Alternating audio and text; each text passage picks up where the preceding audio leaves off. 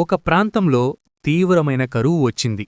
అక్కడ తినడానికి తిండి, తాగడానికి నీళ్లు లేక ఒక పక్షి అల్లాడిపోతోంది. అనారోగ్యం వల్ల అది ఎగిరి వేరే ప్రాంతానికి కూడా వెళ్లలేకపోతోంది.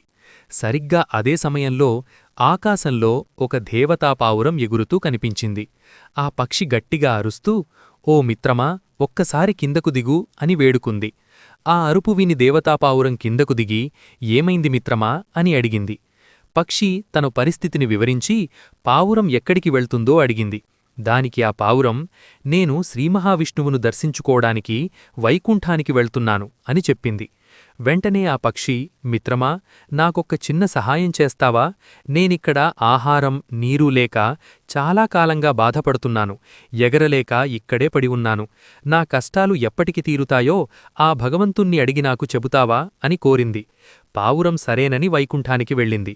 వైకుంఠంలో శ్రీమహావిష్ణువును కలిసిన పావురం ఆ పక్షి గురించి అడిగింది. దానికి విష్ణుమూర్తి, "ఆ పక్షి తన కర్మఫలం వల్ల ఇంకా 10 సంవత్సరాల పాటు ఈ కష్టాలను అనుభవించాలి" అని చెప్పారు.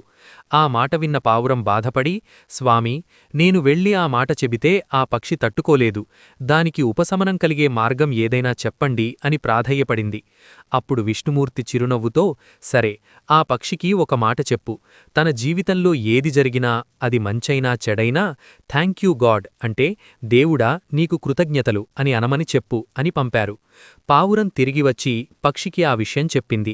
ఆ రోజు నుండి ఆ పక్షి తనకి ఏ కష్టం వచ్చినా, ఆకలి వేసినా, ఎండ తగిలినా, చివరకు ఏది జరిగినా మనస్ఫూర్తిగా థాంక్యూ గాడ్ అనడం మొదలుపెట్టింది.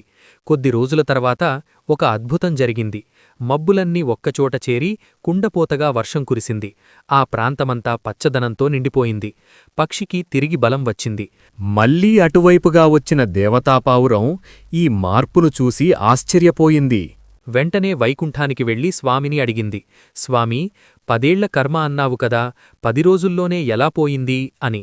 దానికి విష్ణుమూర్తి ఇలా సమాధానమిచ్చారు, "ఏ పరిస్థితిలోనైనా ఆ పక్షి కృతజ్ఞతాభావంతో ఉంది. థాంక్యూ గాడ్ అని అనడం వల్ల దాని 10 ఏళ్ల కర్మ 10 రోజుల్లోనే దగ్ధమైపోయింది." భగవంతుడు నీకేమిచ్చాడో వాటిని గుర్తించి కృతజ్ఞతతో జీవించు. మనకి ఆకలివేస్తే బాస్మతీ రైసు, బ్రాయిలర్ కోడి పీసు తెచ్చుకుని బిర్యానీ వండుకుని తింటాం. కాని రోడ్లమీద తిరిగే వీధి కుక్కలకు ఆ అవకాశం ఉందా? లేదు. కాబట్టి భగవంతుడిప్పటికే మనకి చాలా ఇచ్చాడు. అందుకే కృతజ్ఞతతో జీవించు.